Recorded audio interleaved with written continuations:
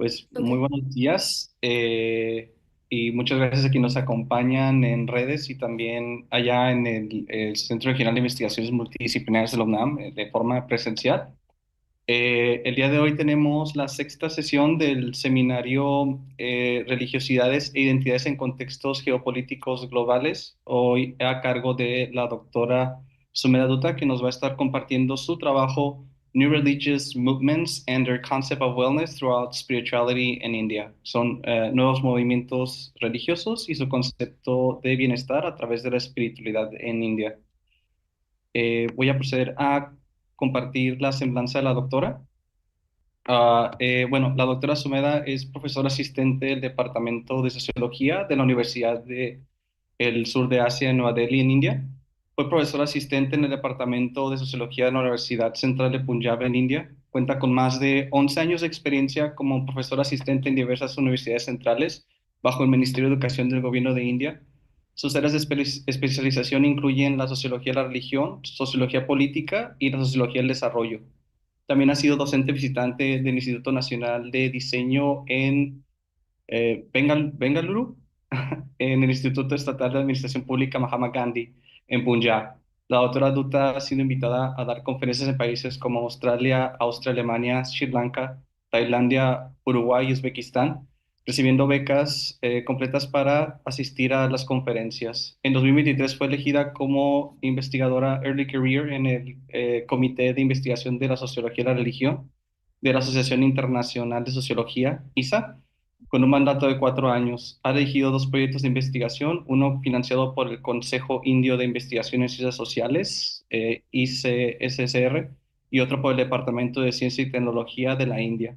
Además, ha sido becaria de intercambio del el Consejo Indio de Investigaciones y Ciencias Sociales y el Consejo Nacional de Investigaciones en Tailandia en 2018, así como becaria doctoral en la Universidad de Jawaharlal Nehru entre 2012 y 2014.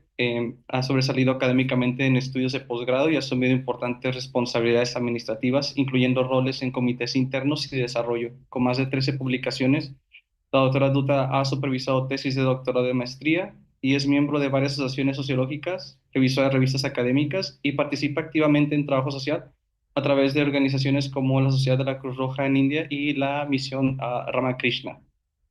Entonces, vamos a pasar a la presentación. Las diapositivas van a estar en español y la doctora va a estar compartiendo esto en inglés. Estaremos al pendiente de sus preguntas en redes, ya sea YouTube, quienes nos siguen también en Zoom y ahí en el auditorio. Well, the microphone is yours, doctor, so whenever you're ready. Thank you so much, Danielle. Though I couldn't understand what you're saying, but I really want to thank, firstly, Dr. Lucero Lopez for having given me this amazing opportunity to be a part of this amazing seminar series entitled Religions and Identity in Global Geopolitical Context, which is being coordinated by the Program of Imaginary Studies at the Regional Center for Multidisciplinary Research, CRIM, part of the National Autonomous University of Mexico.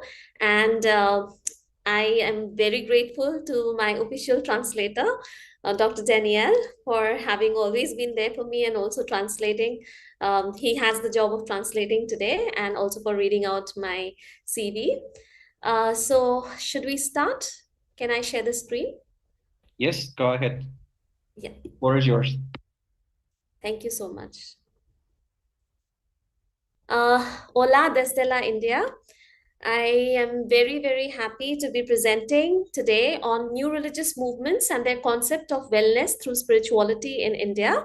This is actually an outcome of my ICSSR project on the Art of Living Foundation in India, which is a new religious movement.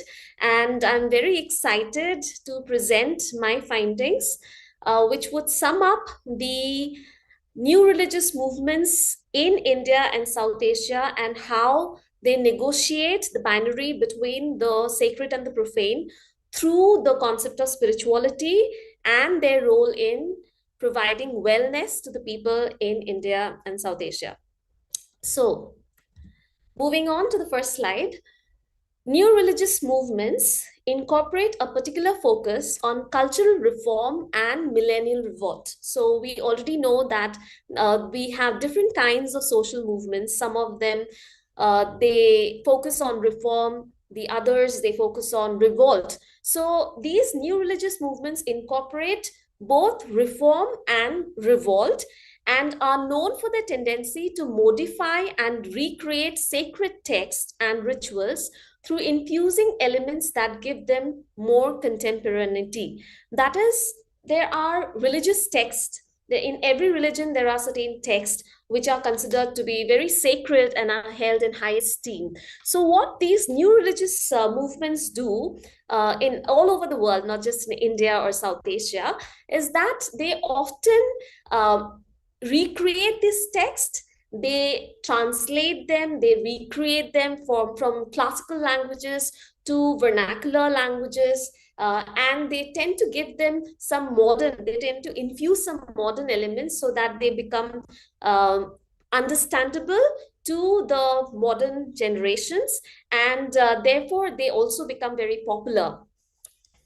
It is a dialectic. These new religious movements is a dialectic between the continuity of traditions and change. So we will see throughout my presentation, we will see how there is a dialectic between several binaries which these new religious movements are negotiating through spirituality. And one of them is the continuity of traditions and change. Next, new age movements in India consider themselves more spiritual than religious, that reflects in their non-dualist conceptions of God. So we have different schools of thought about the ontological questions, epistemological questions about truth, about reality, about existence. So some of them, they say that there is God and the other, while some others, the non-dualist, there is dualism and there is non-dualism. So non-dualism says that there is just one truth. And these new religious movements, they focus on non-dualism rather than on dualism, and therefore they are more spiritual than religious in nature. So there has been a rejection of associational religion. New spiritualities represent an a la carte range of commodified options for the individual religious consumer. So again, there is a binary between associational religion and individual consumerism. So on the one hand, we have this associational forms of religion, and on the other hand we have the privatized version of religion. So again, there is a dialectic and there is a rejection of associational religion here we see, and the new religious movements actually provide an a la carte range where we can choose what we want and we can reject what we don't amongst the kind of commodities that they have on offer, spiritual commodities that they have on offer. A novel emphasis is on personal autonomy, and it has become the dominant force in religious beliefs and practices. So, here the emphasis is on personal autonomy rather than on societal dominance. Now, that is giving them a very modern outlook, because as we already know, when we go through the theories of modernity, be it by Emile Durkheim or Weber or Karl Marx, we have seen that the individual emerges as the main character in modern world as against the dominance of society in the traditional world. So as we move from tradition to modernity, most of our founding fathers and mothers of sociology have said that individual becomes more important in the modern world, and therefore these spiritual new religious movements focus on individual autonomy rather than on societal dominance. Now, while religion is considered to be an organized system of beliefs and practices, the concept of spirituality is seen to be rather flexible and inclusive. Now, again, there is a contrast between religion and spirituality. Now, while religion, if we take the conventional definition, the Durkheimian definition of religion as a system, organized system of beliefs and practices, we see that spirituality is not that organized. It is very flexible, it is very inclusive. Sometimes religion, as we now know, attempts to be or appears to be exclusive. But spirituality, on the other hand, is quite flexible, and it is very inclusive because it is not related to rigidities and dogmas. It is rather more flexible and more palatable to the individual. Now, it is more likely, or NRMs or new religious movements are more likely to be embraced, therefore, by those who are uncomfortable about confining themselves within straight-jacketed categories. So we see that in the modern world, we just don't have people who love to be seen as those who are love to be seen as labeled, right, as belonging to the left and right ideologies, or to belonging to one particular stream of thought or one particular set of ideas. There are also a number of people who do not identify with either, so, or with any straight-jacketed category, a watertight compartment. So these religious movements really appeal to that category of people who are very happy with being flexible about their identities, flexible about their ideas, thoughts, ideologies as well. So most of the NRMs in South Asia have embraced and focused more on the spiritual quotient rather than on the religious one. Spiritual, in this sense, is seen as an equivalence of the secular on account of its openness and inclusivity. Now, we see that whenever we talk about religion, we see that it is always projected as something which is the binary opposite of secularism, right? Religion is the opposite of secular, and that is what we understand religion as, or secularism as, when we think of it in terms of the modern constitution, which is based on binaries, to use a Latourian frame of understanding. But here, when we talk about spirituality, we see that it is actually seen as something quite secular, although it does not deal completely with the profane, because it is very open and very inclusive. Again, I'll go back to what I was saying, that religion is often seen as closed and exclusive, most of the traditional religions, but spirituality, on the other hand, is seen as open and inclusive. So these NRMs are prone to encouraging religious pluralism and hence position themselves as champions of religious freedom. So these NRMs, or new religious movements, are often seen to encourage pluralism of ideas, viewpoints, perspectives, and therefore they are seen as champions of religious freedom, and they are again not rigid or not dogmatic, and therefore their appeal to the modern generations or to the modern world. Now, coming to Hinduism derived NRMs in India, which is my main focus, and then I would move on to my main case study. NRMs that trace their origins from Hinduism and are of Indian origin produce marketable salvation goods, develop an online presence. So here I'm using the word marketable salvation goods. That means in this modern world where capitalism is predominant, where the market is predominant, these NRMs have actually adapted themselves to this modern world, and they are selling these spiritual goods, which are again an a la carte range from where we can pick and choose. And they, on the other hand, on the one hand, they are selling these goods, and on the other hand, how do they ensure? Now, in every market, we have to ensure that there is a demand and supply, right? How to raise the demand for their products? They have supply, of course, but how do they raise the demand for their products? They have to be visible, they have to be attractive. And these new religious movements, what do? All these Hinduism-derived new religious movements in India, they are using technology to the fullest extent possible, and they are using social media, they are using Facebook, Instagram, they are designing websites which are very attractive, way more attractive than our university websites or some organizational website. They're very attractive, and I'll show you like how they have been doing it. And they have developed an online presence. So because of this, now we even now I'm talking to all of you 15,000 kilometers away.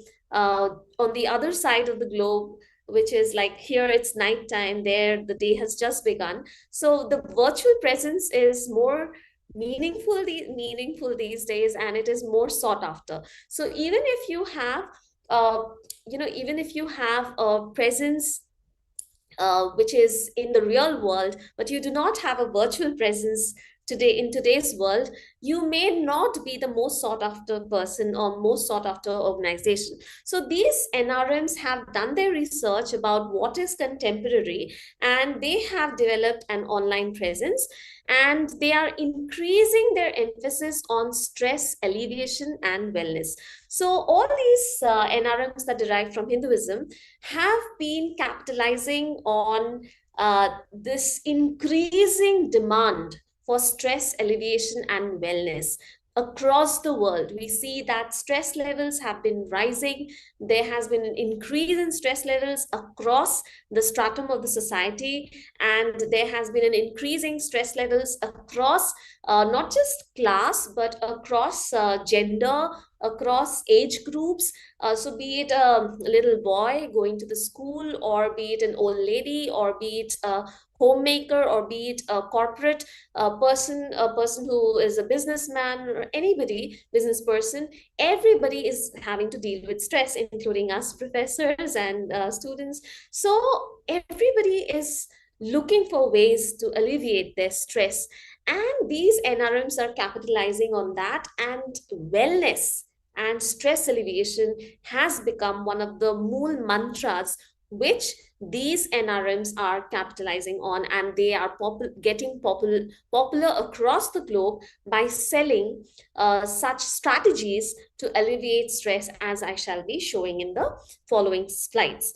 They are also engaged in brand building. So they have brand ambassadors. They have been pitching in a number of sports stars, film stars, Bollywood stars, that is, and musicians, comedians. They have been bringing in the most attractive and the most popular personalities on screen, and in their various programs, in live programs and online, offline mode.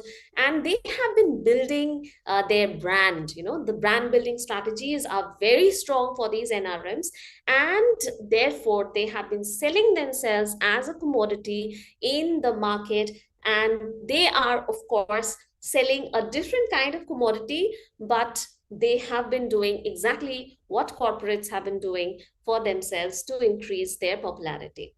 So they question, again, we see the dialectic. They question established norms while retaining traditional elements. So on the one hand, they know that they cannot forget that they are based on Hinduism, right? And because they need a following, right? They just don't need a following outside India. They also need a major following inside India as well. So in case they don't have a grounding in Hinduism, what would happen is they would not be able to attract the majority of the people, because India is a Hindu majority country. And to attract the people from across the stratum in India, and from amongst the Hindus especially, these people from the new religious movements in India, the Hindu-derived new religious movements, they retain the traditional elements, but they also question established norms. So they are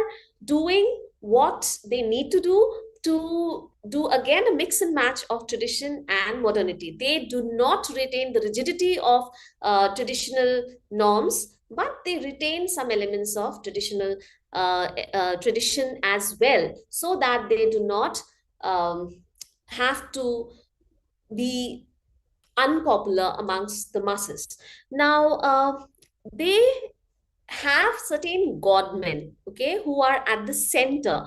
They are the avatar gurus. So we all have watched this movie Avatar, and we know that avatar means the reincarnation of the divine. So these self-proclaimed godmen, they say that we are the reincarnations of the divine, and we are the ones who have been reborn to show a path to the youth, especially the youth, and to the people of the current generation. And we have come down from heaven because we have a mission. Now, what is the mission? It involves the belief that a significant element of the Guru's earthly mission is to set up institutional organizations. So, there's a belief which these godmen propagate amongst their followers, that the mission with which they have been reborn, reincarnated, is to set up institutional organizations. So whatever they are doing, it is part of the divine mission with which they are born, just like the prophets, and therefore the importance of their mission. So it is not a normal mission, it is not a completely secular mission, it is a religious mission, but with a twist, because it is not a rigid religious mission, it is a spiritual mission having a religious base. So seva, or selfless service, plays an important role in this institutionalization process. So we all know that there are social movements. We know that to be a social movement, it needs to be institutionalized. Any crowd behavior or any behavior of a collective cannot become a social movement unless and until it is institutionalized and it becomes an institution. So what plays a very important role in this process is the element of selfless service, which is called as seva in India.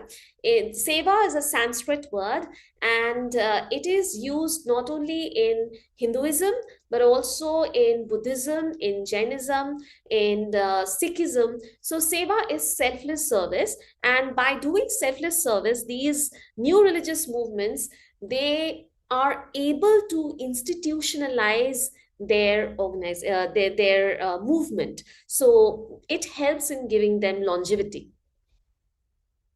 Now, coming to my case study of a new religious movement in India, I would like to highlight the case study of the Art of Living Foundation.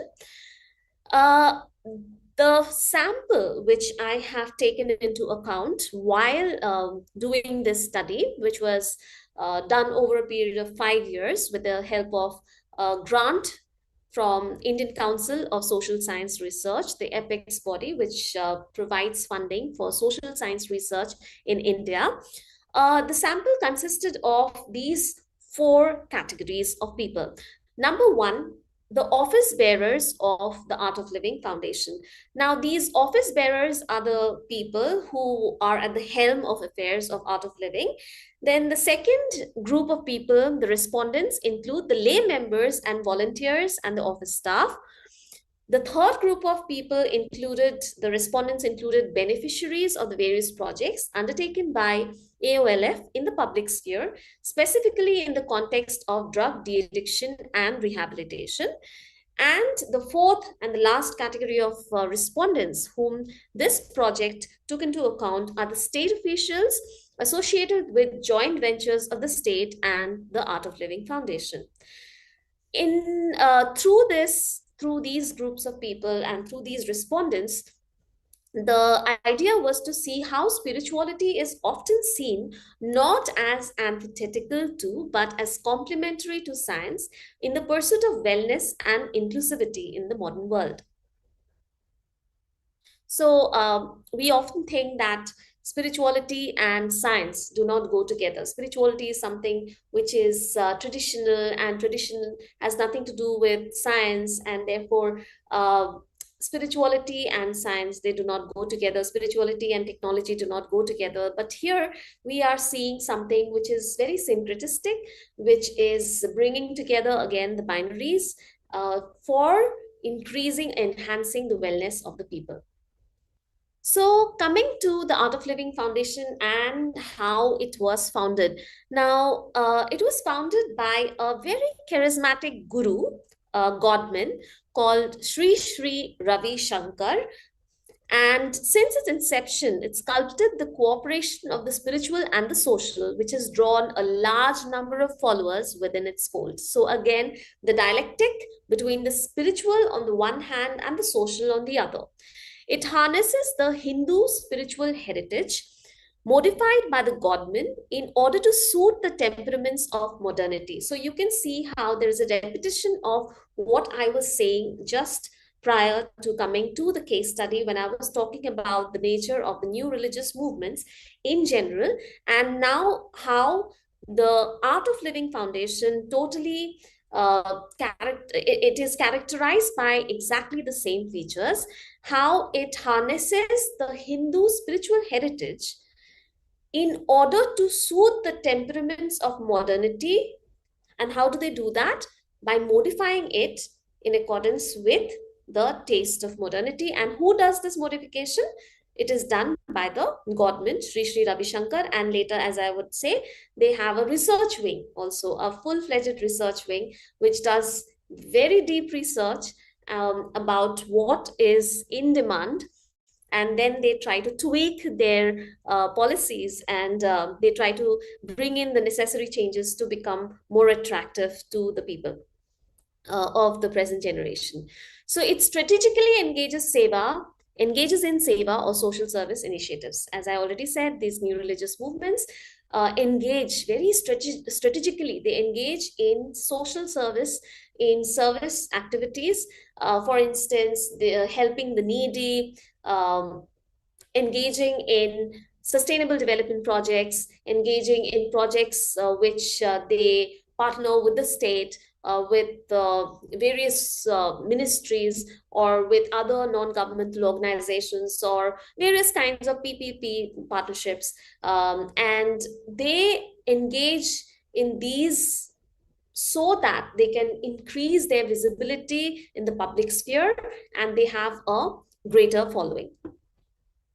Now, these social service initiatives, as has already been pointed out by myself when I was talking about why they are important, has enabled the movement to gain social legitimacy, build a base of loyal followers, and ensure its continuity in the modern globalized 21st century. So, as I already said, that for any movement to gain legitimacy, we have to have a very strong base. Now, these social service initiatives gives this movement, the Art of Living Foundation, a very strong social legitimacy, and it has been able to gain a very big chunk of loyal followers, not just in India, but across 180 countries. I have written 156, but when I was looking at, I'm sorry, when I was looking at the figures on the website for Mexico of the Art of Living Foundation, I saw that they are present in 180 countries now, which is a very big number. So they have been able to gain social legitimacy across the world, not just through their spiritual initiatives, but also through their activities of social welfare in the public sphere. So towards the end of the 1980s, Ravi Shankar is supposed to have invented the Sudarshan Kriya. Now, this Sudarshan Kriya is the most important thing about the USP of the Art of Living Foundation. And it is as I would say later, it is the panacea for all kinds of problems. It is the one-stop solution for everything.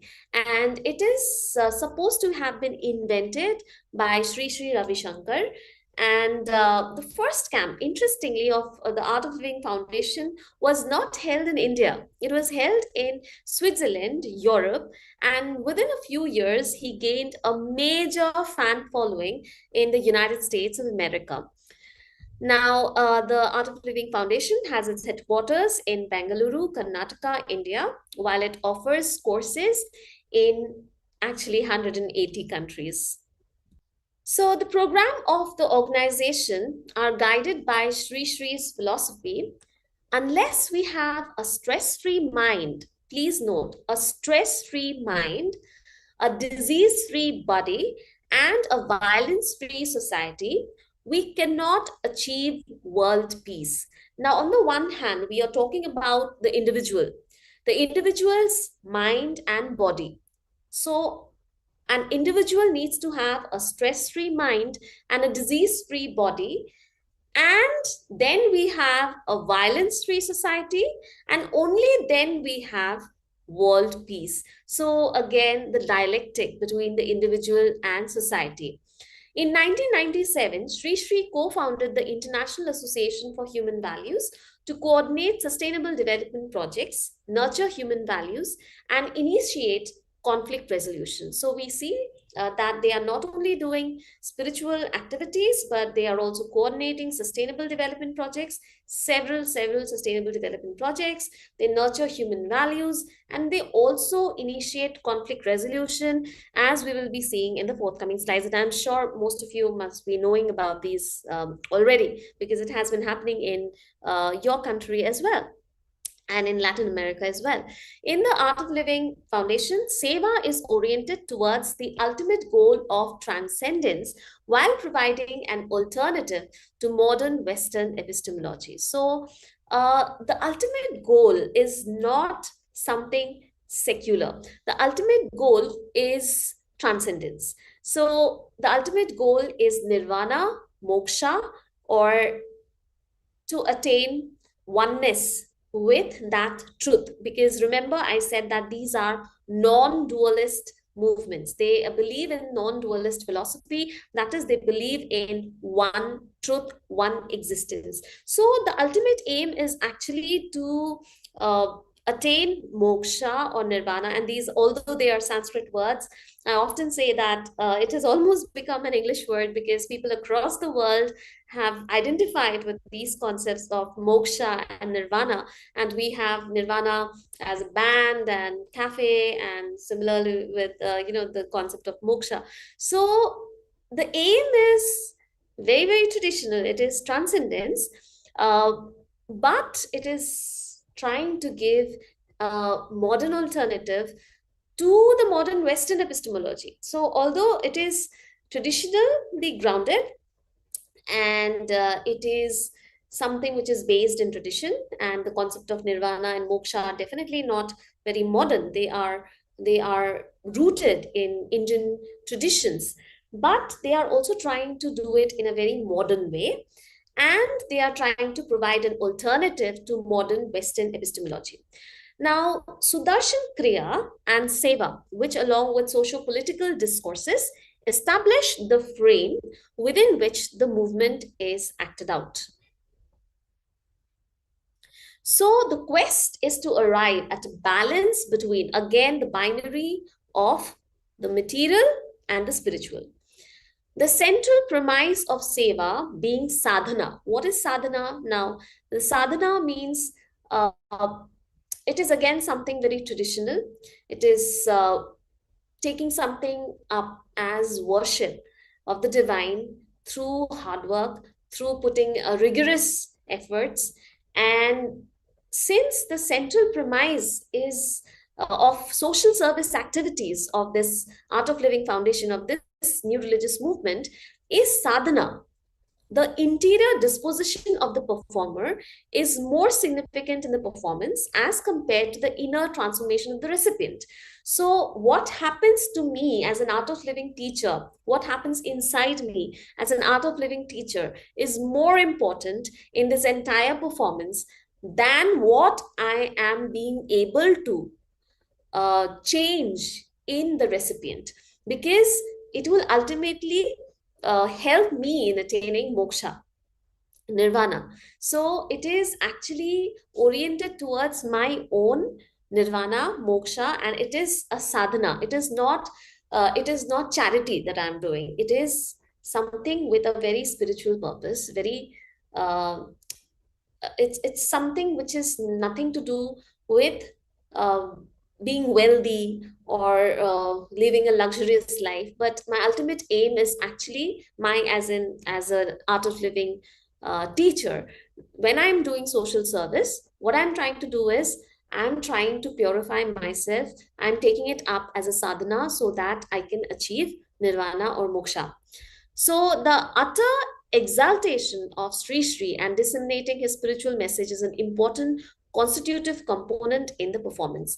Now, Sri Sri Ravi Shankar is, I was just looking at the videos in Mexico, in your country, and I saw that not just in India, but even in Mexico, when he moves into a particular gathering, when he enters the hall, when the audience see him, the way they greet him, there is an utter exaltation.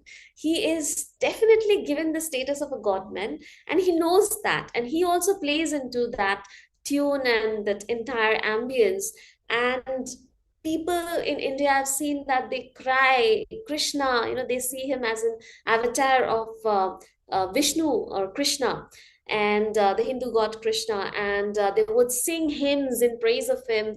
And he would just wait to it, and he would make very nice symbols and signs like the Korean symbol. So I talk about the symbolisms, and the heart and everything. And he is given that status of a godman, and it's not something which is given to a profane personality. Even I haven't seen this kind of reception being given to heads of state even.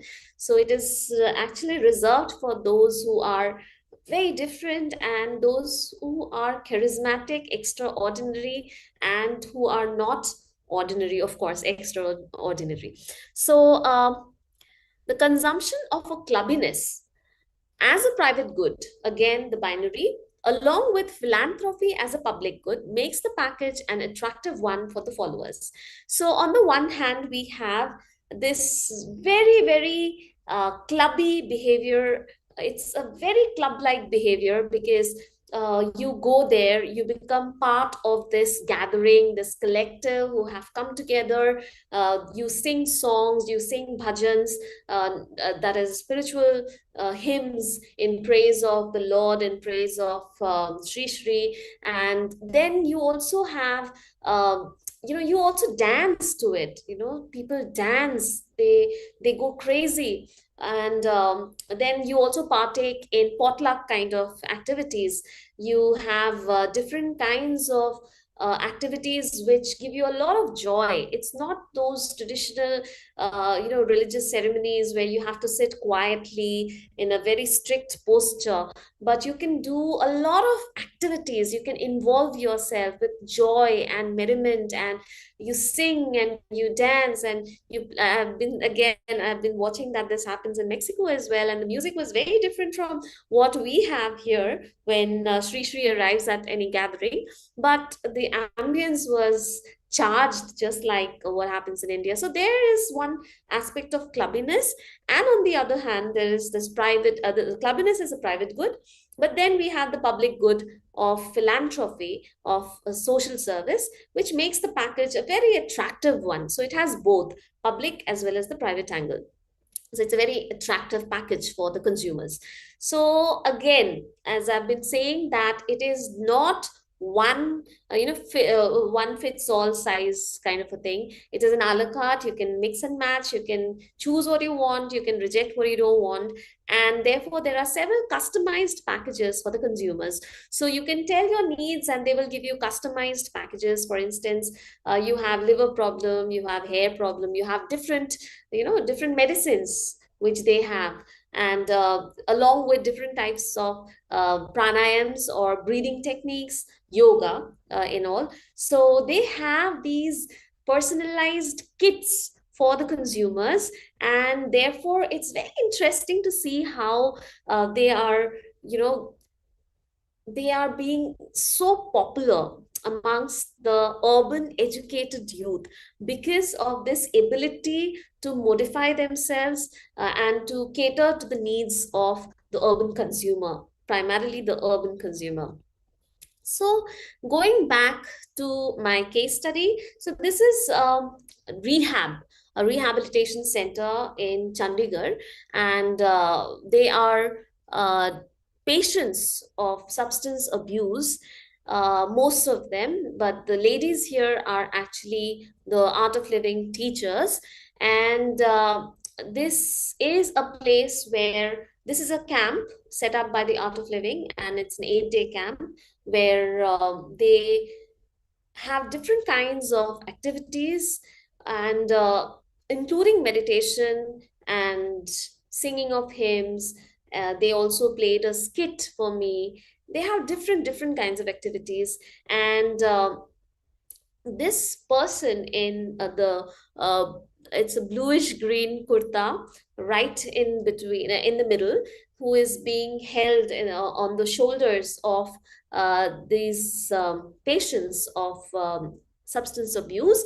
He is Suresh is somebody who was himself a patient of substance abuse, and I will read out what he has to say. He had a very, very terrible time with chitta or heroin, and his life was almost over. But then he came in contact with the Art of Living Foundation. It changed his entire life, and he is the most active teacher in Punjab, in the whole of the state of Punjab. And you can see the love that these patients have for Suresh ji. And this is on the last day of the Art of Living camp, which was held for these patients who are lodged in a de-addiction rehab, de-addiction camp, which is also a rehabilitation camp in Chandigarh. Uh, so the Sudarshan Kriya, as I already said, is the panacea for a host of problems, from overcoming stress to detoxification to de-addiction and rehabilitation and maintaining good health and relations. The signifiers used are highly appealing. So, as I already said, that Pandit Sri Sri Ravi Shankar would often use very, very attractive and very, very contemporary symbols. And when I first went to attend one of these gatherings of the art of living, I was not aware that this is the Korean symbol for heart or love. So he was doing this, and everybody was like, okay, he was also doing this and this and this. And he was saying that, come to me, I will give you all the love that you need. Everybody is thirsting for love in this world. All we need is love. And do not take to drugs. Find your own high. Some of us may find our high in singing. Some of us may find our high in meditation. Some of us may find our high in painting. Some may find our high in dancing. So he said that just find your own high. And if you need love, if you are taking to drugs because you are stressed and you don't have any love in your life, and you think that life is over and nobody loves you, everybody hates you, and you just come to me. You don't have to take to drugs, which is going to finish you forever. So I am there. I will give you all the love. We will give you so much of love that you don't have to go to anything that is going to ruin your life ever again.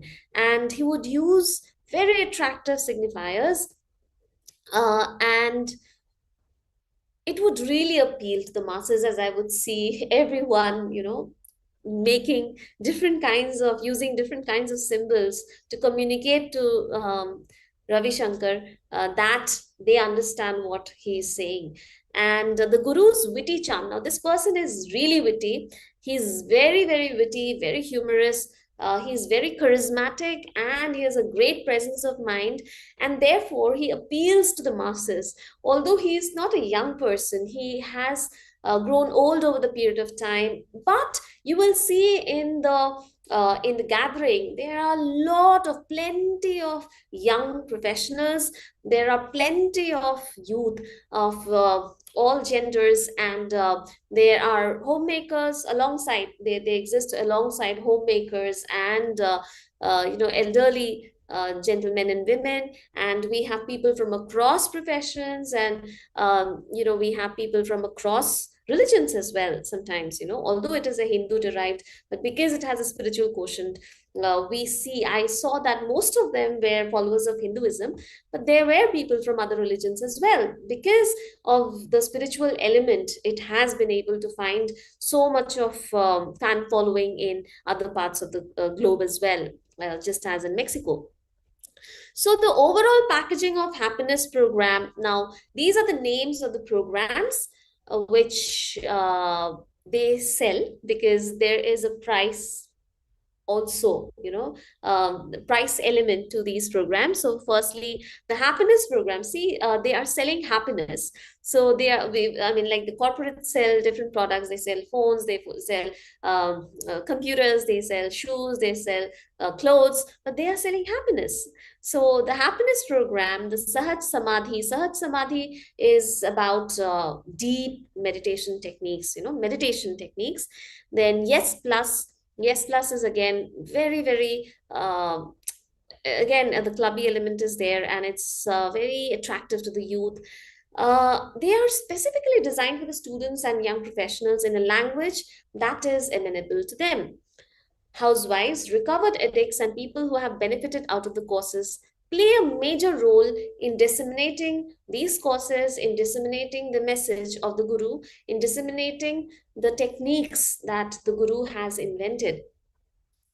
And as I've already mentioned before, there is a functional research wing, and I had to really go through them several times over and over again, seeking permission that please allow me to conduct my research on the art of living. And what they do is they not only hire social scientists, they hired social, I was not hired by them, I went there, and that is why they were very critical, and they were very suspicious about what kind of research I would be doing. So they were not very sure about what kind of research I'm going to do. But they hire natural scientists as well from very renowned medical institutions in India, like the All India Institute of Medical Sciences, then NIMHANS, which deals with mental illness. So yeah, so about mental health, not mental illness. So basically, they hire scientists, doctors, to do research on the techniques that has been created by the government, to see and to demonstrate to the world how positive an impact these techniques have on the overall health of a person.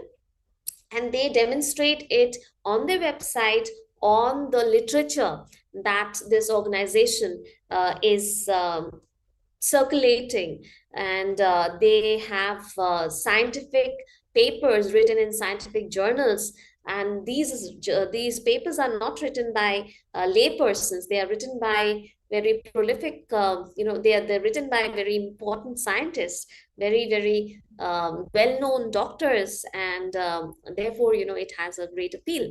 And then they put it on the website. Some of them have sources which are authentic. Some of them are for only, they are still in the process of authentication scientifically. So then there are weekly follow-ups and meetups, which, so basically when I went for the happiness, I was a participant observer, and I was a part of this happiness program which was being offered. I was very curious to know, and I ended up liking it so much that I even spent my birthday doing the happiness program, buying happiness for myself from the Art of Living Foundation.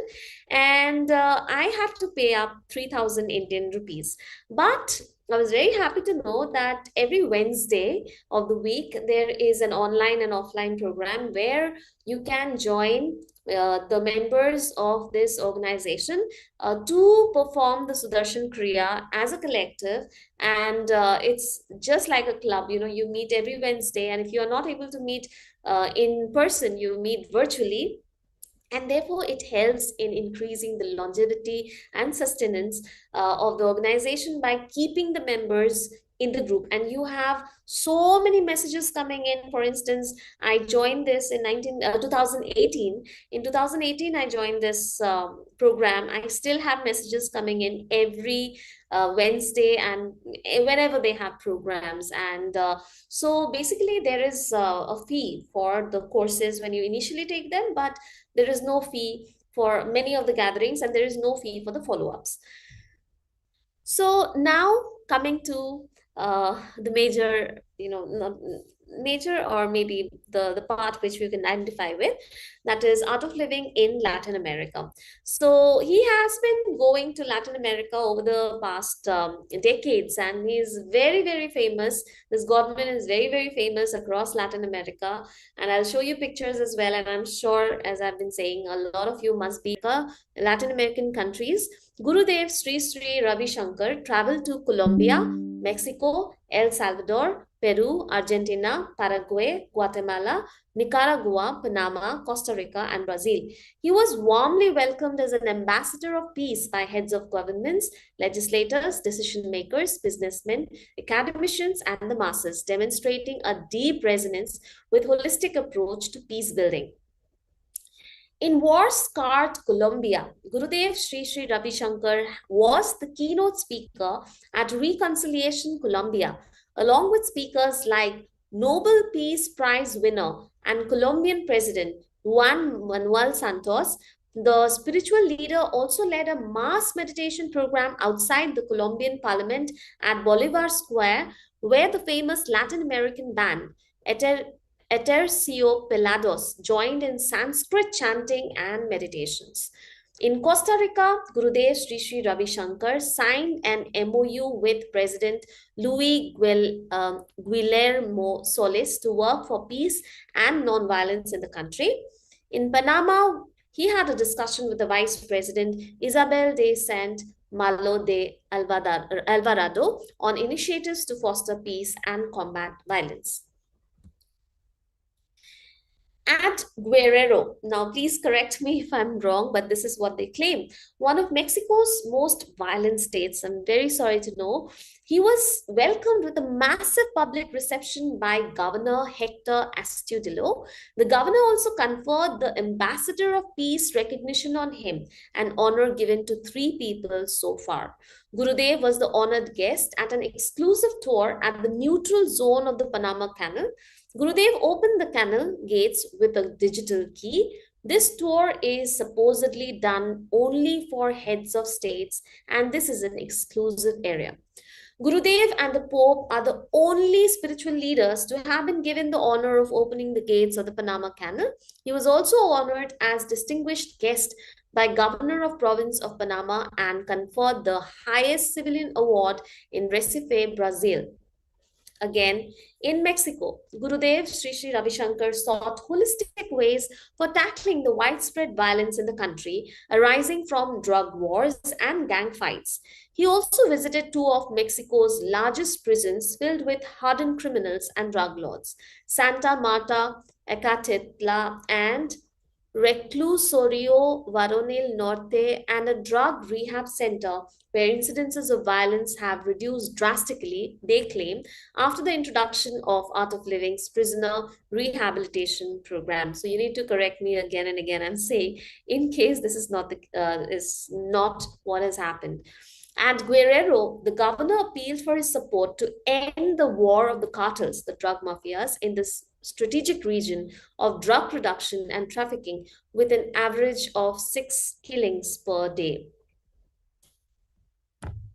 In Brazil, Gurudev Sri Sri Ravi Shankar had discussions with key leaders including Brazilian President Michel Temer, Minister of Education Mendonça Filho, and the Health Minister and President of Human Rights Commission Padre João. Sri Sri also signed an important partnership with the government of Bahia in Brazil to bring Art of Living program to all the 32,000 personnel of the police force in the state.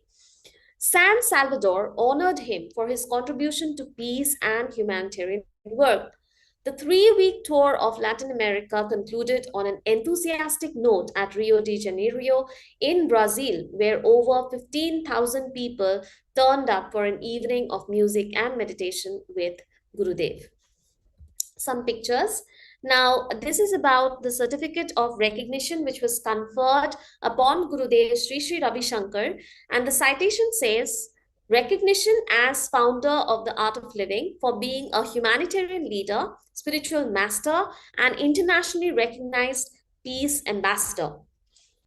The next photograph is of Gurudev being invited to change the Rose of Peace event in Guatemala City by the Ministry of Culture, an honor accorded previously only to peacemakers like the Pope and Mother Teresa.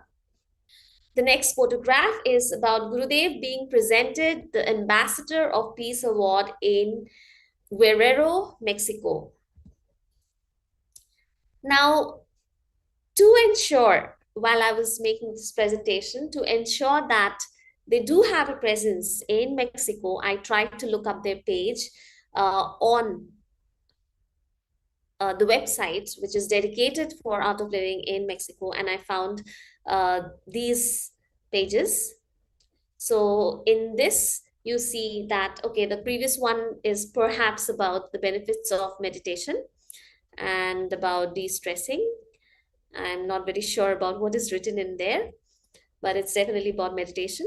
And the next slide is showing you how they have been there since 44 years, 40,000 plus centers, 180 countries, and it has touched 800 million plus lives.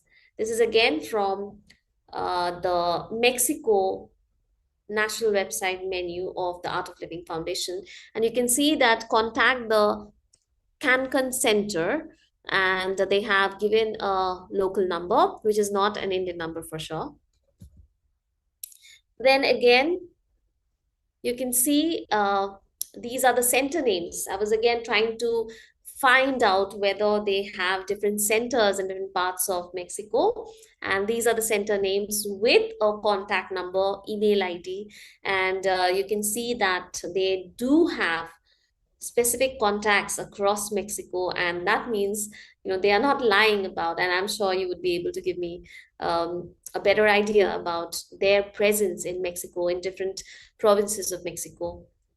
So again, I was searching by the different provinces, and I could see that they have their addresses in different parts, for instance, and the contact person's information, and they have the courses and follow-ups. So they have place in Texcoco, Chalco, Roma. So they have these centers, and it was being shown within 25 kilometers of Mexico City.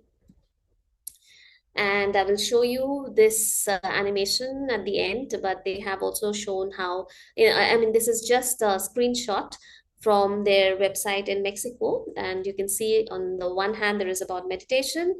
And on the other hand, it's about Sahaj Samadhi meditation, which I mentioned in my presentation earlier. And there are upcoming programs every Tuesday, then February 28 again, every Tuesday in Ciudad Querétaro. Okay, I wouldn't go into the name, but it shows some Plaza Camelinas Hotel. So they have also given the venue. Again, the benefits of meditation. Now, this is the picture which shows Gurudev Sri Ravi Shankar along with religious leaders from various faiths at the interfaith meet in Mexico City. And you can see people from across religions gathering for this interfaith meet. And I can definitely see that there are some proponents of Sikhism, Christianity. I can just see the Sikhs there because they have the visibility postulate. And there's there's Sri Ravi Shankar in the center. And I'm sure you would be able to tell me the who's who of this photograph. Now, again, back to my work on the art of living, glimpses from the field. So this is one of the posters which had been put up, and it was being touted as the biggest fight against drugs, and it was just the beginning. This was the launch, which was held in Chandigarh University in Chandigarh in 18th February 2019, and between 18th and 19th February 2019. And what's written next is drugs na karenge na karne denge. That is, neither shall I take drugs, nor shall I allow anyone else to do drugs. Take the pledge and pass it on to the person you care for. And these are pictures of very well-known Bollywood actors. This is from the SPYM Center for Rehabilitation. And these are the Art of Living volunteers, teachers, and me. So this is about, I'm arriving at towards the conclusion, but before arriving at the conclusion, I would just like to spell out what is pranayam. Pranayam, that is Sudarshan Kriya is also a pranayam, is an ancient knowledge based on the science of breath. This breathing process directs or regulates the prana, which is a subtle life force energy. The regular practice of pranayama, along with the Sudarshan Kriya taught by his Highness Sri Sri Ravi Shankar, activates and harmonizes several body and mind rhythms. The process floods the human system with life supporting energy, which renews physical, mental, and emotional states. Detoxification through this process helps individuals to easily get rid of their addictions. Additionally, it works to eliminate stress, expand awareness, improve health and vitality, and maintain a mind that is rooted within the present moment. Now, as I was referring to Suresh, with whom you had seen in that photograph, he was being carried on the shoulders of the patients of addiction. He says that there are two types of detoxifications, one of the body and the other of the mind. The Art of Living Foundation particularly helps in attainment of the latter, that is, detoxification of the mind, and seeks to prevent relapse. My life had come to a complete standstill on account of addiction. However, thanks to Gurudev, I have got a new life full of respect, honor, and good health. There were times when I would only be humiliated on account of my addiction, but now my work is bringing me accolades. So, this is how he wanted his experience to be conveyed. And these words definitely convey the immense respect that he has for art of living, which has totally changed his entire life and his world. So the Art of Living holds 8 full-day camps called 8-day full-day camps called Art of Living Foundation Wellness Program for Substance Users, an intervention program in which healthy exercises, meditation, games, knowledge, insights, Sudarshan Kriya, etc. are practiced for stress elimination, along with medical treatment and a better diet. The Art of Living teachers do this as seva and are not paid any honorarium for their service. So this is also part of the seva. All these teachers who teach the various techniques of the art of living, who carry the message of Sri Sri, they do it as seva. They do it as social service. So they are not paid any honorarium for this, but they are given enough so that they can commute from their place of stay to the venue of these camps and for refreshments, but it's a very paltry sum. So it is seen as seva, as social service, because the ultimate aim, I repeat, is not luxury but transcendence. So towards some conclusions, the Art of Living Foundation is a private organization, mostly running on donations and income from the sale of products. So they have, as I already said several times, they have several products on display. The products include courses, happiness programs, Sahat Samadhi, Yes Plus, deep meditation techniques. The products include medicines, the products Ayurveda, which includes Ayurvedic medicines, which is an alternative medicine different from allopathy. And they have beauty products as well. Okay. And they have various literature as well. As I said, that these godmen, they try to recreate the sacred text. So there are a lot of conversations of the Guru Dev, which has been, incorporated in the form of books. And the Guru himself has written a number of books. There are autobiographies of the Guru, there are biographies, and then there is music, beautiful music, very enchanting music. So they sell music, they sell literature, they sell soaps, they sell medicines, they sell all sorts of courses, and they use the sale, the money which is coming from the sale to promote their organization further. And they also have very good relations with the Indian state and also with state leaders across the world, as we have already seen. They often invite state leaders in programs and collaborates with the law enforcing agencies. So they do not only have good relations with the state, but also with other law enforcing agencies like the police, like judges, and they have different kinds of people placed in different kinds of professions to keep supporting them whenever they need to organize something grand or whenever they need support. So they maintain a spiritual tag and they take offense at being labeled as religious. So this is very common with most of the new religious movements. If you say that, hey, but you're religious, right? You deal with Hinduism and the Ashtavakra Gita, which has been um,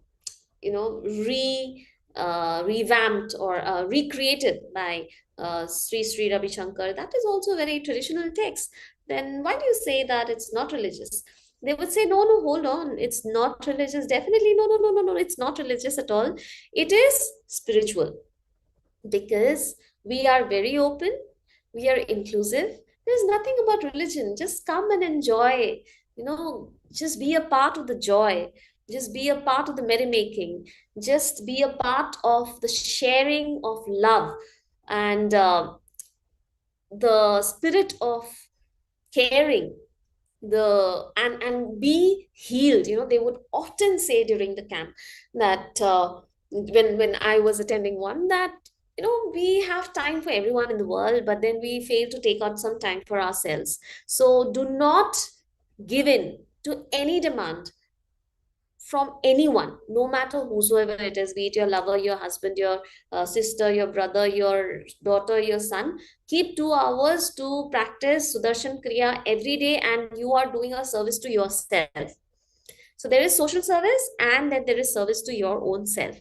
So they have been promoting this idea that self-love, which is the in thing in today's generation, right? That we are preaching self-love and how we need to love ourselves first before loving anybody else, to have high self-esteem, uh, to have high self-respect, self-respecting people. So they also promote the same ideas by saying that we have to keep some time for ourselves.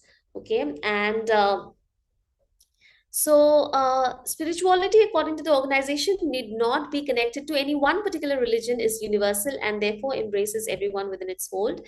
As the name suggests, it attempts to promote a way of living that is healthy and stress-free rather than promote and spread religious precepts. So they don't say that, okay, we have, people who do not follow Hinduism, they are uh, they are not at all fit to come to our gatherings, or they are doing some sin, or people who do not go to the temple often, people who do not perform certain rituals, they are they will go to hell. They don't say these things at all, unlike traditional religion. So they say, as I already said, come and enjoy, enjoy, and you have nothing to fear. It's just about love. So therefore they are promoting a way of living which is healthy through their pranayams and stress free, rather than promoting religious precepts.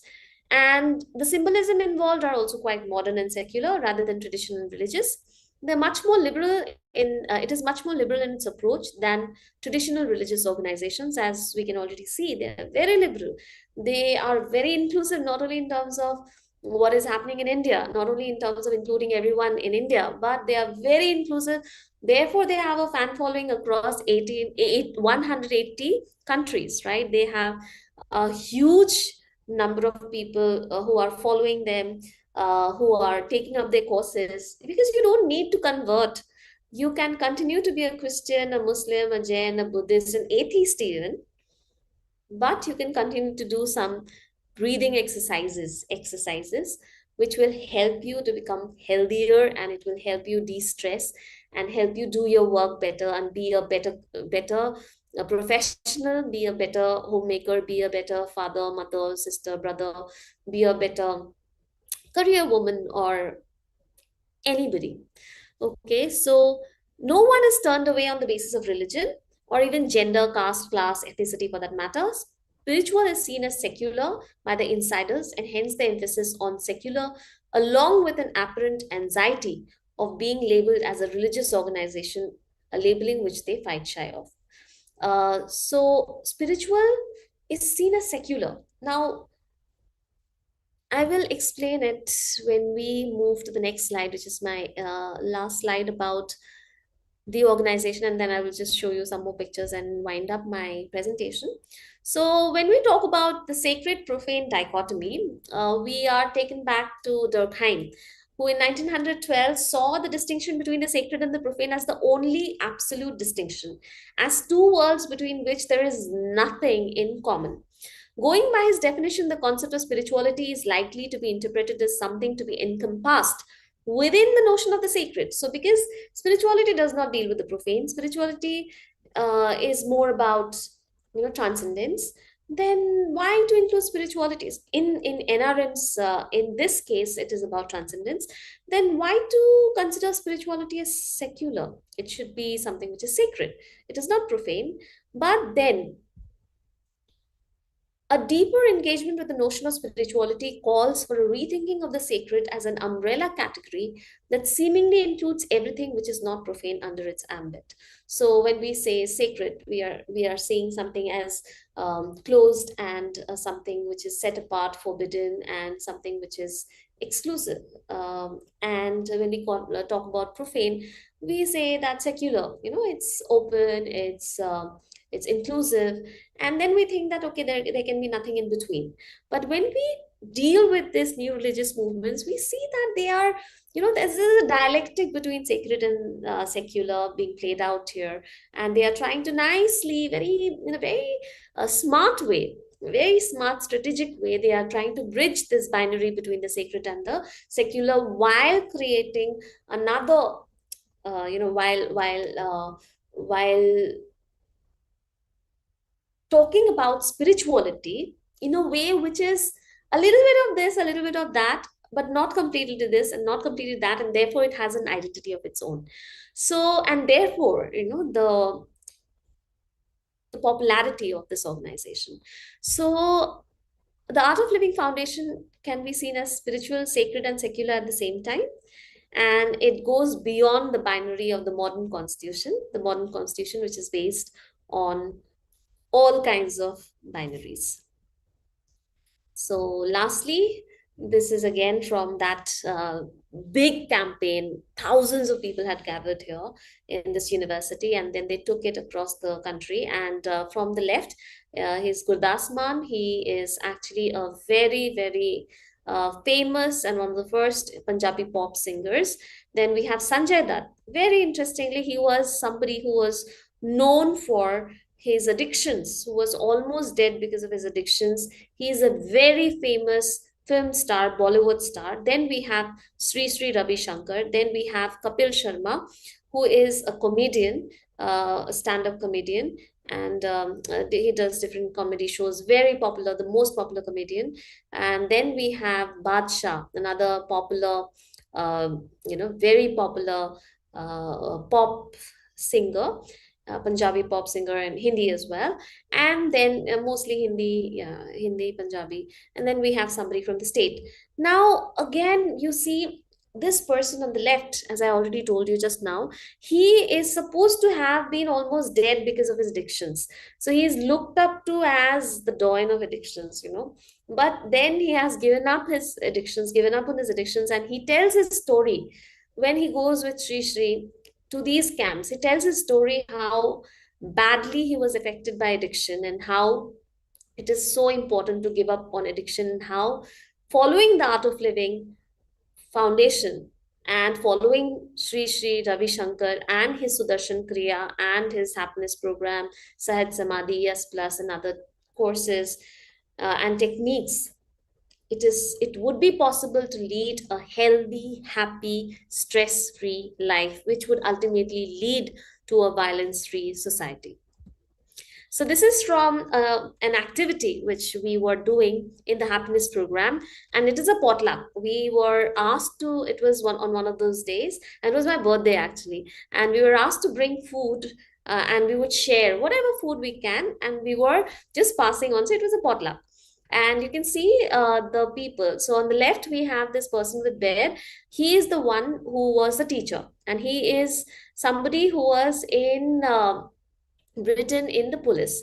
And then you have some youngsters, and then you have some middle-aged people, and also you have some elderly people. So it was very interesting, and we all participated, and most of the young people have become my friends for life. And finally, I also took the pledge that I will never do drugs, and I never did drugs, and nor will I allow others to do drugs. Well, that part of the story is something which I could not have much control over. And she's my friend whom I met in the camp, and we are still very good friends. So these are two links. Well, do we have time to show these, or should we take up questions? No, bueno, no tanto. No sabemos cuándo exactamente aparecieron en el mundo los primeros científicos, pero no trabajaban como típicos científicos. Comenzaron a dejar sus mentes muy quietas, y en este espacio de quietud pudieron descubrir cosas sorprendentes, maravillosos secretos sobre el cuerpo, la mente y la conciencia. Descubrieron que respiramos de la manera en que nos sentimos, y que lo que comemos afecta a nuestros pensamientos. Que para poder funcionar correctamente, la mente y la memoria necesitan descanso, y que la meditación es el descanso más profundo, porque nos da increíble cantidad de energía. También descubrieron que las mentes abrumadas pueden tener percepciones borrosas. La meditación las puede aclarar, así podemos oír, ver y sentir más claramente. La meditación es universal. No hay que ser italiano para comer pan. Y más actualmente, las personas que buscaban un significado más profundo de la vida viajaron por el mundo y supieron que algunos de los más grandes visionarios vivían en India. Los buscadores escucharon, preguntaron y aprendieron cosas importantes que luego empezaron a compartir. Entonces empezaron a tener más tranquilidad y la mente más clara. Pudieron estudiar menos y tener mejores calificaciones. Correr más rápido, ser más inteligentes, mejores, más fuertes, más sabios. Sí, estamos todos conectados. Podemos crear un mundo mejor, empezando simplemente con un cerrar de ojos. Meditar es sentir una conexión más profunda con uno mismo. Y cuando nos sentimos bien, hacemos que otros también se sientan bien. Y el círculo continúa. ¿Quién hubiese creído que los descubrimientos de los antiguos científicos pudieran transformar el mundo de hoy? Para poder abrir los ojos, a veces hay que cerrarlos.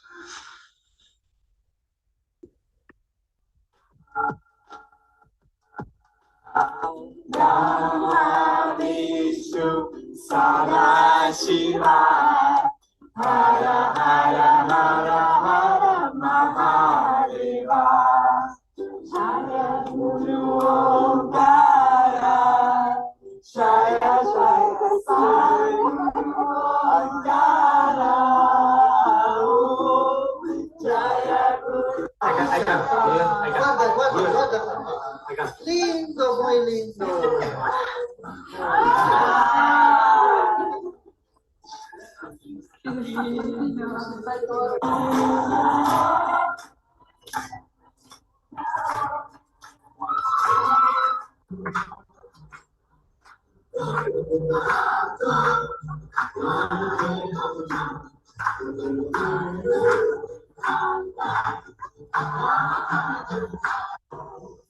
We live in the promoter that we want to understand everything, we want to explain everything. Oh my God! Queremos entender todo, queremos entender todo. Cloud, reciclar, Google Earth. Sometimes say gray cloud, white cloud, colorful cloud, like a beach, colorido, all type of clouds. Todo tipo de nubes. Finalmente control puedes controlar la nube. No te forget the infinity behind. No te olvides the sky behind. El cielo. And that is what we need to identify. Ese es el punto que tenemos que... Your emotions van a tener experiencia histórica, identificar tus emociones, tus emociones. A no me parece que puedes hacer con tus experiencias.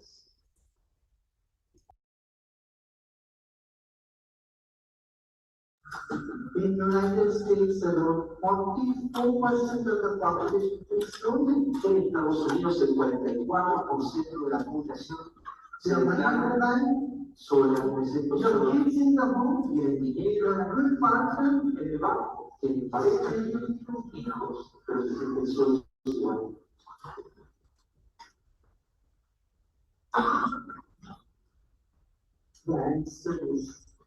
La recomendación, además, es meditación. También donde no necesito campos de la sociedad, abraza a esa sociedad, pero como te vuelves fuente de placer de vida.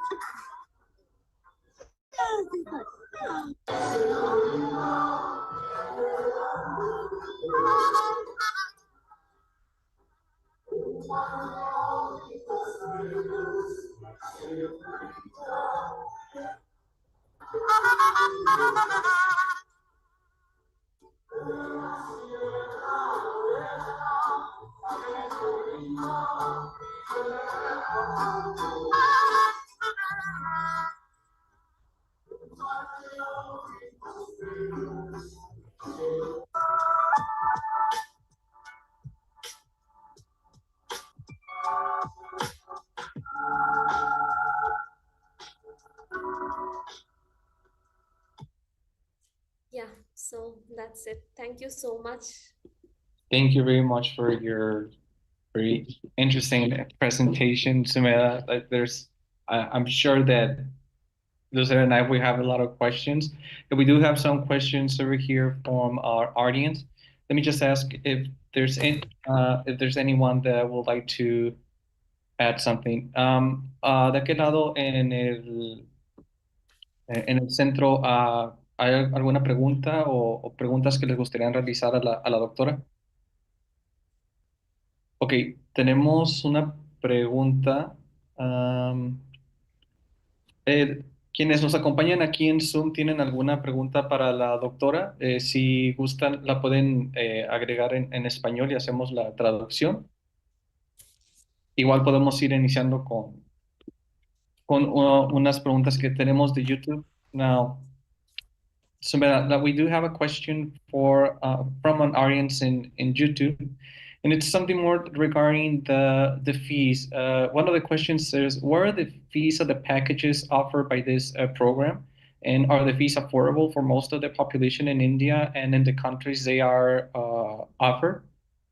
And que sería ¿en qué precio están los paquetes que ofrece ese programa y si los precios son accesibles para la mayoría de la población en India y los países que ofrecen? And I do have another question. This is mine. Now, we do know that some religious traditions and spiritual movements impose certain rules for carrying the body. Like, I was looking over here on the web page of this movement, which is very interesting because they show you that you can find a solution for stress, sleeping, parenting, even weight loss. That's what they show over there. Now, my question is, like, for example, um, can someone, for example, with body modifications and enter this community? Like I'm thinking about myself, like with tattoos, like because we do know that some religious beliefs like impose those rules on the body. So I don't know if once you are in, like, can you continue, for example, with body modifications, or they try to take you away from that style of life? No, ahora la pregunta es sobre que algunas tradiciones, vaya, tienen estas como, imponen estas reglas sobre el cuerpo, ¿no? Entonces va más sobre la línea de identificar si hay algún tipo de restricciones hacia las personas que tienen algún tipo de modificación corporal. Entendemos que en cuestión de dieta y bueno, consumo de sustancias, eso pues ya viene implícito por el programa. I think we can start with those two questions and see if the audience has anything else that they would like to add. Okay, thank you so much for these very interesting questions. The first question was about the various programs, the courses that they offer, and whether they are affordable for the population and the most of the population, right? So I can tell you, I am not very sure about what is the amount that they charge in other countries, but I can tell you about India because I have done one course, two courses actually.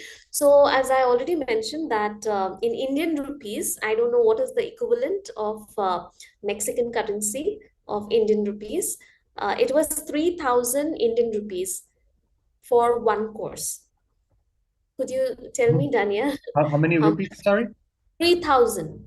3,000 rupees. Let me do the conversion. Just a second. Rupees to 3,000 rupees. Says here 704 pesos, 704 pesos. Okay, so that is, the standard price of the happiness program, which is the most common program in India. And from the amount, although it's not much, but the poor people would not be able to afford it, right? So for the poor, they have different kinds of programs like camps, awareness camps, and where they do teach different kinds of techniques. But for these courses like happiness, yes plus, these are actually meant for the urban educated professionals. So the poor people, they are not able to afford these courses. But there are other programs where they include the poor as well. However, given the importance of these courses, the happiness, yes, plus Sahaj Samadhi, um, and the impact that it has on stress alleviation, they have more appeal to the urban educated middle class people. And as I said that, they do have other camps where they do teach other types of pranayams. But for Sudarshan Kriya, they do charge. But the follow-ups, once you pay, then I do not know whether 7,000 pesos is a lot for Mexicans. 3,000 is 700. not that. It is? No, 700. It's 700 pesos. 700. 700 is not that much, I guess. I don't know. I mean, in India, it is good enough for a middle class person to afford. But the rich can, of course, afford everything, but the poor will not be able to afford it. So, yes, it is more oriented towards the middle class. So, if that answers the first question. And for the second question, your question, thank you so much. So, your question was about the body, right? And as we have already seen that these NRMs, they do claim that they have a one-stop solution for all kinds of problems, be it losing weight, gaining weight, for maternal health, for childbirth, I mean, for different kinds of things, right? And especially for stress alleviation. Now, they, of course, body is the main the main space of experimentation for these NRMs, because they believe in breathing techniques and prana, or the life force, the breath is considered to be the life force. So everything is, so we in Hinduism, because I was talking about the Hindu derived NRM, in Hinduism we do not think that the body is the ultimate, right? We believe there's a soul as well. So but through these breathing techniques, what the art of living is claiming is that you are purifying the body, the mind, as well as the soul, the spirit, the soul, right? So your question about whether they are open to people like yourself who would undergo body modifications, they definitely are. They are very open. They are not at all preachy. That is the best thing about them, because I have seen a lot of such people who come in. Otherwise, they would not have so much of following in other countries. He has a huge following in the Western countries. And if he goes about preaching that body modification is bad, or you should try to come out of it, then he would definitely not be as popular as he is. So he tries to say his main concern is that we need to live a stress-free life, a disease-free body, and violence-free society. So he just tries to promote those techniques of breathing and meditation, through which you can alleviate your stress, and through that you can alleviate all kinds of illnesses. So they are not at all preachy about people who have undergone body modification. I hope I've answered you. Thank you so much. Yeah, and we have an answer over here from that says that maybe the price is not that elevated like another places, but it's not that affordable to the majority of the population. And Right. well, thinking about that, like the body modifications, that does make sense, right? Like, because if you're offering this in other countries, like you will expect like some sort of adaptation, right? That you mentioned before. We do have another question that says, ¿cómo influye vivir en otro país? ¿Hay algún cambio? It's how that this impacts like living in another country. Is there any other change? Like maybe I think that maybe it's that related to the movement. No sé si esa pregunta va más directa hacia el movimiento, si hay modificaciones en otros países, but we can go with that. Like we just talk about body modifications, but are the other adaptations that they do when they switch this movement to another country, or what are the things that you have seen from the field work? Yes.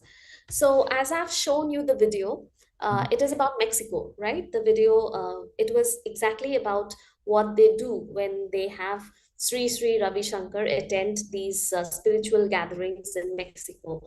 Now, the kind of music, you can see there are different kinds of adaptations. So the kind of music that is being played at the background and people are swaying, they are singing, and the kind of symbols and the kind of decorations, which is like the star, it's being the star is being used, the orchestra, that is completely different from what would happen if that would be a spiritual gathering of the art of living in India.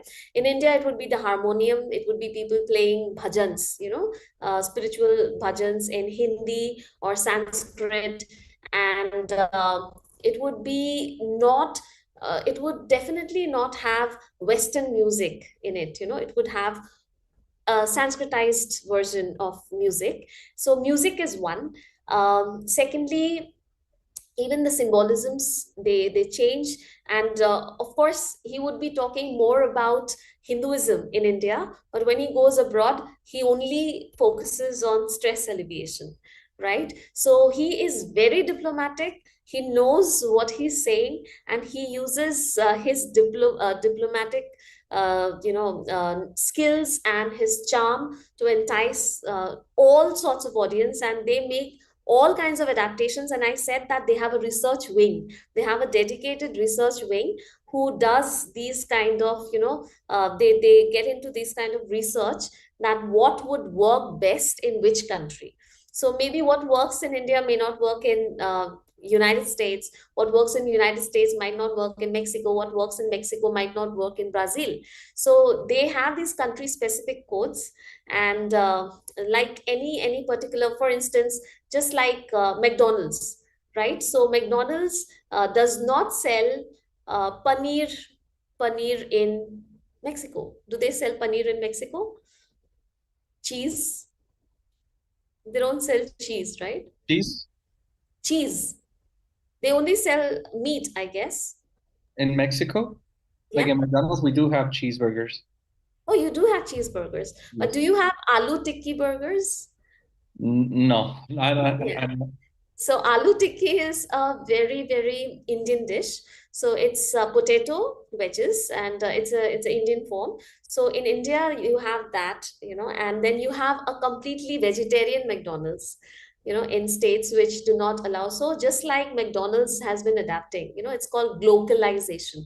So Art of Living has also been adapting itself to cater to the demands, but its ultimate emphasis is again on stress alleviation, and how a stress-free mind, a disease-free body, and a violence-free society can actually help in promoting world peace. So that is the underlying mission, which is constant across the world. Thank you. Thank you very much. Like very, very interesting. Lolus, so is there any other questions from the people? Lucero, Lucero. Lucero, what to ask? Okay. Yes. Okay, hello Sumeda. Hi. Thank you very much for accepting the invitation and delivering this wonderful presentation at our seminar. And my questions are as follows. To what extent does the Indian government get involved in the development of these new religious movements in India?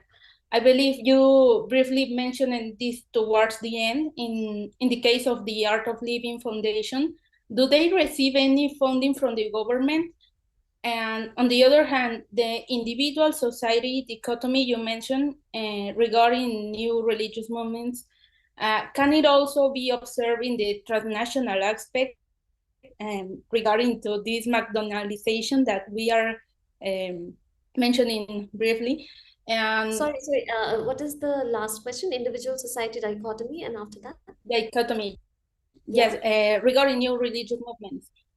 Can it also be observed in the transnational aspects of these new religious movements, in the sense of that if the association based in India are considered more legitimate than those outside of India?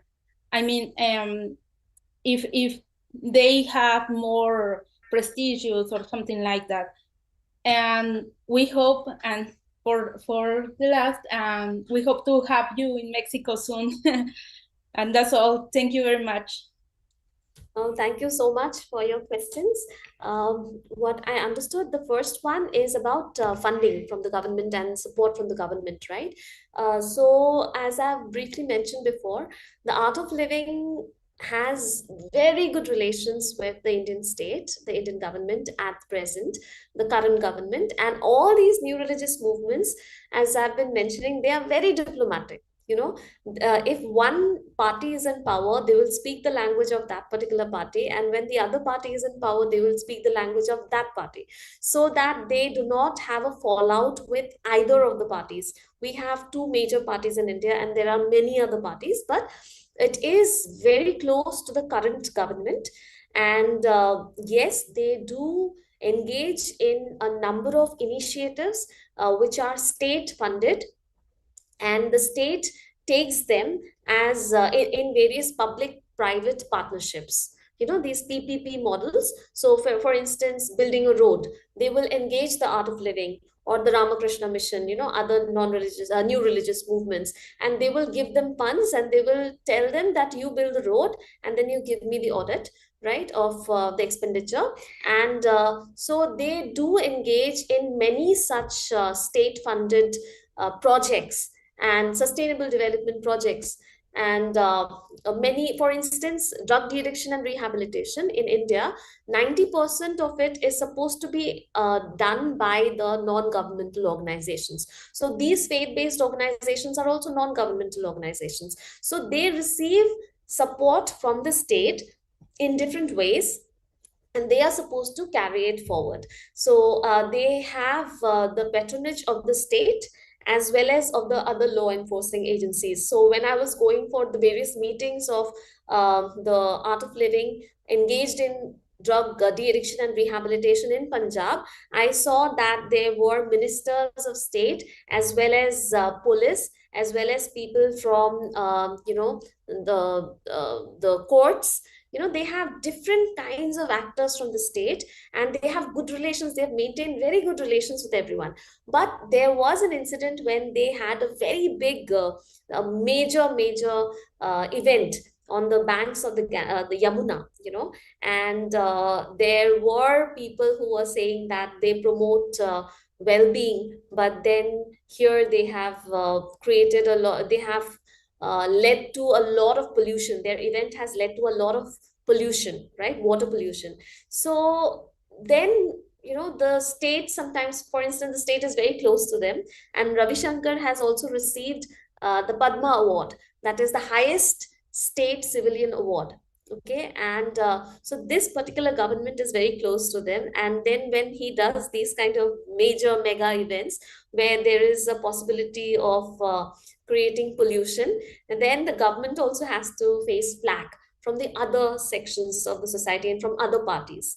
So yes, it is closer to the current government, I would say, and therefore they receive their patronage and funding, and not as much funding, but in terms of public-private partnerships, because it generates its own funds with the help of its medicines, its cosmetics, its books, music, right? That is the major source. But yes, they do enter into a lot of such projects. Then I am not very sure if you've understood this individual society thing, but I think you were asking if organizations that are in India have more legitimacy than organizations which are not within India. So if I talk about India, well, yes, that is true, because people think that, if you talk about Hindus, they think that it becomes diluted when it goes out. It is not catering to Hinduism proper. It is getting diluted, and it is more commercial. It is forgetting its roots. So yes, the the major population in India does give more legitimacy to organizations that are rooted in India, that are India. But there is a section of a huge section of population, it's a big section actually, who are these corporates, right? Now, the people who work in these corporates, the urban elite, for instance, who are English educated, right? So for them, it really doesn't matter. They are happy with what these organizations are doing here, and they are happier when they see that these organizations have a following across the world, because they are the urban elite, and the urban elite is always trying to catch up with the rest of the world in India. So you see the urban elite, English educated, again, I would bring in this English educated urban elite. They are happier with organizations that have, that have a social base across the world. But the non-English speaking people in India would give legitimacy to those organizations that are rooted in India rather than those which are actually spread out across the world, because they think that their religion is getting diluted. So if I have answered your question, and yeah, I'm very, very, very thankful to you for having given me this opportunity. And it is so lovely that, I'm being able to interact with you, Danielle, and so many other people. I'm very, very thankful to the audience as well for putting such amazing questions, to you, Danielle, for translating so accurately, and also translating. I don't know who translated my slides, but thank you so much. It really made life easier for me. And I look forward, just as you look forward to me visiting you in Mexico, my Mexicana sister. I also look forward to you all and your friends and your colleagues visiting India, because I'm also, as you are aware, I'll be holding a midterm conference of RC22 very shortly in India. And I really look forward to many participants from your beautiful country. I would love to host all of you here. And thank you so much. Muchas gracias. Dhanyavad. Thank you so much for your time, Sumedha, and for all, and to all the people that are connected via YouTube and Zoom. And well, if there's other questions, I think it's time to close the seminar. Pues muchas gracias a todos por haber compartido y participado en esta sesión del seminario, y de nuevo agradecer a la doctora Sumedha Dutta por su tiempo y esta presentación tan interesante. We still have a lot of questions. I guess we can talk about this like for hours. But pues los esperamos a nuestra siguiente sesión del seminario. Creo que ya compartieron el registro de asistencia por redes, entonces pues nada más queda que despedirnos. ¿Hay algo que te gustaría agregar, Lucero? No, just say thank you, Sumedha. Thank you so much. And I hope to see you soon in India or here in Mexico. Thank you. Thank you so much. Thank you so much. Have a nice evening over there. Thank you so much. Have a nice day. See you soon. Thank you. Bye-bye.